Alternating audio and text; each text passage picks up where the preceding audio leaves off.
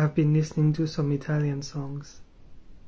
Sanremo 2024. It's your regular fun pop entry. It's not the song I would die on a hill for defending it.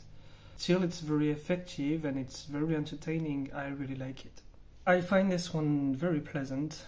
There's a nice sense of fluidity in it.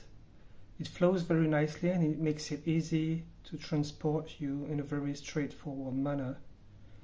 That's what I like usually with Mr. Rain songs. They are quite effective that way. There's always something that sounds very traditional in her music, which I really like. Her stuff sounds like, literal music that you would hear on the street. There's a sense of literally music from the street, which taints it very nicely with a true sense of a unique sense of authenticity. You really feel like you're roaming the streets of Italy when you're listening to this song. It's actually an extremely sad song, but it sounds very sweet. I love it. I really love it. It's definitely among my top 10 songs of Sanremo this year, if not my top 5.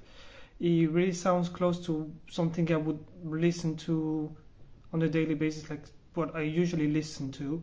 So I might as well add this one to my favorite songs playlist. Not a fan of the voice. Don't think I'm much of a fan of the song either. There really isn't much flow or harmony into it. It sounds like a wonky mix of different sounds. So I'm afraid it's part of those Sanremo songs that I won't listen to once the festival is finished. I doubt that's the most flattering picture we'll ever see of him. I really like this song. It's a very strong entry. It's very contemporary, very current. It has everything to get you hooked. It's very catchy, very modern. It has everything to please most people nowadays. It's very mainstream. It will be a great song to represent Italy at Eurovision this year. He's definitely among the most mainstream pop stars in Italy at the moment, so it would make sense and it would be fair for him to go to Eurovision again. Now, if I focus more on my personal feelings about this song, I'm not sure if I would say this is my favorite of the selection this year, but it's right up there, and I enjoy listening to this. There are songs in this selection that I would listen more on a daily basis than this, but still it's very efficient and I like the rhythm of it. Well, it's not quite the most competitive entry in this year's selection. It's quite nice. It's definitely something that I will listen to as background music.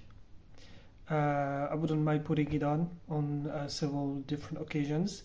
But it's definitely not one of the songs I would run to or put in my favorite tracks playlist.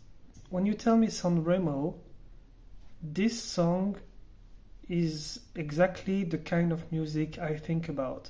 And that's one of its biggest flaws. Meaning that it doesn't really stand out on its own by its uniqueness. It's more of a kind of song that it represents. Its presence there is more a kind.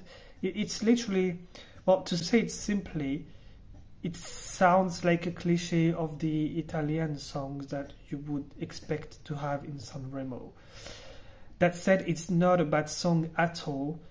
But I wish this had a bit more character.